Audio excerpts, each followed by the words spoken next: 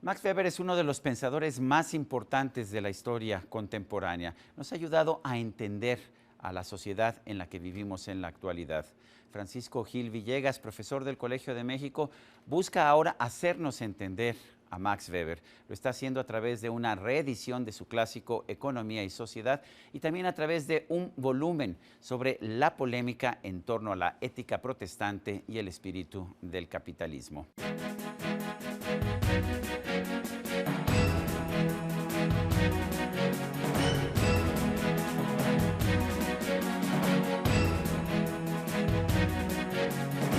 Francisco Gil Villegas, con doctorados en Oxford y en la Universidad Nacional Autónoma de México, es profesor del Colegio de México, es uno de los pensadores políticos más respetados, más reconocidos de nuestro país.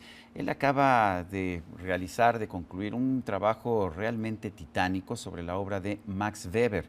Max Weber, a quien muchos consideran como el padre de la sociología contemporánea, es uno de los autores que más nos han ayudado a comprender a la sociedad. Y bueno, aquí tengo dos volúmenes. Uno es la famosa Economía y Sociedad de Max Weber. Otro volumen es Max Weber y la Guerra Académica de los 100 años, la polémica en torno a la ética protestante y el espíritu del capitalismo. Y esta es una obra de Francisco Gil Villegas que nos va a explicar exactamente de qué se trata. Pero lo primero que yo te tengo que preguntar, Francisco, es ¿por qué nos debe interesar un sociólogo, un pensador que nació hace 150 años? Bueno, esta obra, Economía y Sociedad, de la cual yo hago una edición anotada, comentada, retraducida en algunas partes, reorganizada, fue considerada la obra de ciencias sociales más importante del siglo XX por una encuesta que hizo la International Sociological Association en diversas partes del mundo, en donde se les preguntó a especialistas cuál considera usted que es la obra de ciencias sociales más importante y más influyente. Alguien me decía, eso es la obra más citada y quizás la menos leída. Eso puede ser. Pero esta obra fue además, por mucho, por encima de las siguientes obras que le siguieron, nada más en el siglo XX, fue para una encuesta de las obras del siglo XX, o sea, Marx, Durkheim, Tocqueville no entran porque son autores del siglo XIX. Weber, ¿En qué año se publicó Ética y Sociedad originalmente? Economía y Sociedad se publicó... Economía y Sociedad, perdón. Sí. Es una publicación póstuma, se publicó después de la muerte de Max Weber. Apareció en 4 entregas, la primera entrega en 1921 y las otras 3 en 1922. Se fusionaron y entonces se constituyó la primera edición con fecha de 1922, elaborada básicamente por su viuda, que es la que decidió que esta obra se convirtiera en la obra más importante de su marido. Max Weber no pensaba que esto iba a ser su obra más importante. ¿Por qué no lo pensaba? Porque finalmente yo creo que la viuda tuvo razón. Sí es una obra de una influencia impresionante, ¿no? Porque era un compromiso para publicarla dentro de una enciclopedia de economía social. Y entonces Weber comenzó a trabajar, era como el coordinador de toda esa enciclopedia, el Grundrisse der Sozialökonomik, y lo que hizo fue que diseñó cómo publicar toda una enciclopedia de economía social, y conforme muchos de los que le entregaban los trabajos los consideraba insatisfactorios o se los entregaban tarde o no se los entregaban, él se ponía a redactar diversas partes, de tal manera que es una obra en este sentido miscelánea, enciclopédica, que tiene una sociología teórica, una sociología política, una sociología de la religión, una sociología del derecho. Y bueno, pues lo que es más importante de la obra para muchos, aunque en esto no hay acuerdo, es la sociología de la dominación.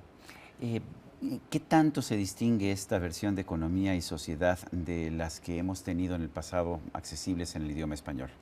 En primer lugar, se rige por los criterios que los alemanes han fijado para la edición crítica documental de la obra de Max Weber dentro de la Gesamtausgabe. Entonces se decidieron introducir notas para identificar cronológicamente en qué momento Weber escribió distintos capítulos y distintas secciones. Se introducen diversas notas para explicarle al público en general Weber no puso notas a esta obra a diferencia de la Ética protestante y el espíritu del capitalismo. Entonces, si Weber cita por ahí a un autor que puede ser von Mises o puede ser Schumpeter o puede ser Sombart, lo que hice fue pues indicar quién era esa persona, cuál es la obra más importante que había escrito y si se podía específicamente qué parte de la obra estaba citando Max Weber. Hay muchos pasajes en la sociología de la religión que son referencias a la Biblia, pero implícitas. Weber no la cita. Entonces yo busqué, esto está citado en Zacarías, esto está citado en Los Jueces, y reproduje el texto adecuado para lo que Weber está implicando. Por ejemplo, nada más pongo un ejemplo. Habla de la parábola de Lázaro. Todo el mundo piensa la parábola de Lázaro en el Levántate y anda. Pero él está citando aquí algo que no es de esa parte del Nuevo Testamento, sino que está en el Antiguo y que se refiere a la, digamos, teodicea soterológica del resentido. Hay un mendigo que está a las puertas de un hombre muy rico que nunca lo atiende y que le pide el limón, está llagado, leproso, etc. Cuando muere, él va a ser consolado en el seno de Abraham y el rico es enviado al infierno.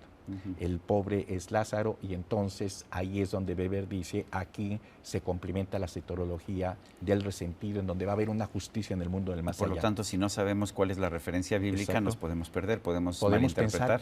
Podemos interpretar que es el Lázaro el resucitado y está haciendo referencia a otros. Es uno entre los muchísimos ejemplos. La Economía y Sociedad le introduje 2.500 notas. 2.500 para notas. Aclarar, traducir términos de latín, aclarar quiénes fueron los autores, decir por qué cambió Weber determinados conceptos, de dónde viene el término de carisma, ¿no? Cómo lo utilizó para la sociología política carisma, qué relación tiene con la burocracia, con el patrimonialismo, el sultanismo, el feudalismo. Y para cada una de esas partes se rastrea de dónde Weber tomó esos términos que han acabado por configurar buena parte del discurso contemporáneo, no solo académico, sino incluso de los medios de comunicación, de términos pues, como carisma, que se utiliza por constantemente y usualmente mal utilizado. Usualmente mal utilizado. A ver, cuéntanos de este otro libro, La polémica en torno a la ética protestante y el espíritu del capitalismo, Max Weber y la guerra académica de los 100 años. Cuéntanos de este volumen. Mira, este volumen es en relación a otra obra que también edité en el Fondo de Cultura Económica ya hace más de 10 años, que fue una edición crítica de la ética protestante. Y existía una tarea pendiente entre todos los académicos en el mundo que se dedican a la obra de Weber.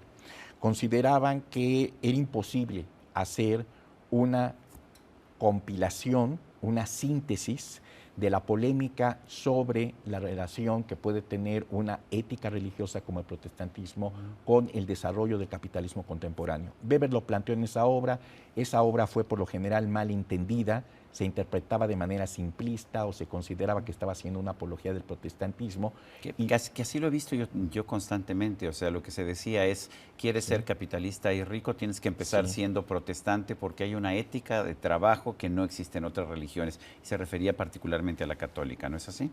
Sí, y realmente Weber, en sus propias defensas que hizo de su tesis, dijo, eso no es lo que yo intento decir. ¿Y qué intenta decir Weber entonces? Nada, en primer lugar, dice, se interpretó muy mal porque se hablaba de la relación entre protestantismo y capitalismo. Y el título de la obra, que es un ensayo históricamente muy acotado, es de una relación entre una ética y una mentalidad económica. En segundo lugar, no dice que el protestantismo sea la causa genética de la mentalidad capitalista, porque él mismo cita, era un excelente historiador de conocimientos enciclopédicos, que hay de surgimientos de desarrollo del capitalismo moderno mucho antes de la Reforma Protestante, en países católicos, concretamente en Florencia, del Renacimiento. Y eso Weber lo cita en su texto. Entonces él está diciendo nada más el elemento que aportó la ética protestante, que lleva a un modo de conducción de vida disciplinado, metódico, que favorece el ahorro y por lo tanto una acumulación de capital, no es la causa del capitalismo, sino que a partir del siglo XVI fungió como una especie de guardagujas que cambió la trayectoria de los rieles por los cuales ya venía impulsado el desarrollo del capitalismo. Y en ese sentido, Weber en muchas ocasiones no utiliza un término de relación causal, sino que utiliza una metáfora que le llama hay afinidades selectivas entre esta ética y esta mentalidad, utilizando pues el título de una novela de Goethe, que tiene que ver con la alquimia y con muchísimas otras cosas para hablar de una relación mucho más flexible que no es una relación causal determinante. Y además no es un planteamiento legaloide o nomológico, donde hay protestantismo va a haber capitalismo. Dice, no, pueden surgir en muchísimos otros lados, pero a mí me interesa ver cómo operó en esta circunstancia específica, en el contexto europeo y en Norteamérica, entre los siglos XVI y XVIII, este tipo de relación. Entonces es una tesis mucho más acotada, mucho más sofisticada, por supuesto muy fructífera, que puede dar material para muchas cosas y sobre el cual se ha discutido durante 100 años y todos los historiadores, economistas, politólogos, etcétera, que fueron importantes a lo largo del siglo XX, tomaron partido en relación a esta tesis, o para malinterpretarla, o para decir, por ejemplo, Aron es alguien que la entiende perfectamente en Francia. Y dice, no, momento. Raymond Aron, te refieres al filósofo. Sí. Es una tesis muy importante. Polemista con Sartre y con exactamente, Camus. Liberal. Bueno, Aron es uno de los grandes intérpretes que interpreta correctamente y defiende correctamente los argumentos de Weber frente a, por ejemplo, Merleau-Ponty. O frente Maurice Merleau-Ponty, el existencialista católico. El de la fenomenología de la percepción, etc.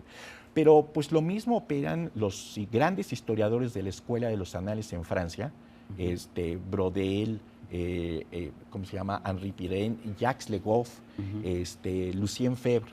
Todos ellos escribieron artículos sobre la ética protestante, por lo general no entendiéndola tan bien como la había entendido Aron desde 1935. Con la distancia, nuevamente, ¿sí es un autor vigente, es un autor que alguien pueda leer en este momento y sí te puede ayudar a entender la sociedad en la que vivimos?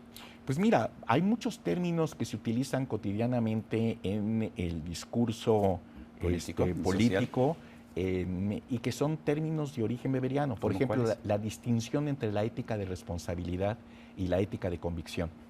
Es algo que está, por supuesto, en un artículo de Weber, una conferencia que se llama La política como vocación, que no está aquí, pero donde las raíces de esa distinción entre ética de convicción y ética de responsabilidad están planteados aquí en Economía y Sociedad.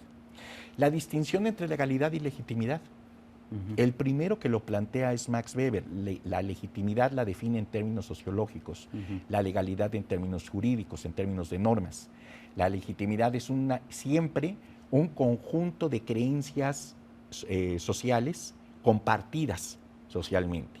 Y puede cambiar la creencia en el derecho a gobernar de alguien de un día para otro, de un mes para otro. La popularidad de Obama estaba altísima cuando llega a la presidencia, está ahora en uno de los niveles más bajos, y lo que Weber dice es porque es un sistema de creencias socialmente compartidas que pueden alterarse. En cambio, la legalidad se define por un sistema de normas con respecto a lo que debería de ser.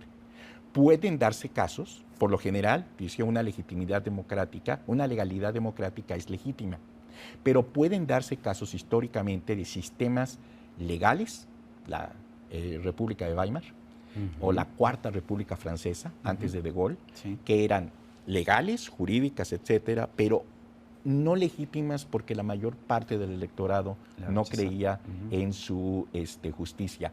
Y a su vez puede haber sistemas ilegales que pueden ser legítimos. Espero que no estemos hablando de autodefensas y esas cosas, pero de alguna manera son conceptos que se pueden aplicar en México contemporáneo, ¿eh? La definición del Estado de Max Weber, ahorita que mencionabas lo de los autodefensas, como el monopolio de la coacción física legítima dentro de un territorio determinado. Es algo que habla de un monopolio, pero que, por ejemplo, me preguntabas de ediciones anteriores.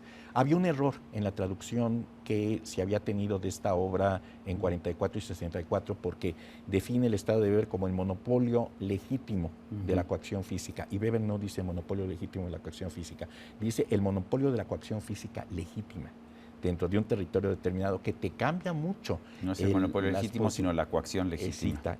La fuerza es la que tiene que ser legítima.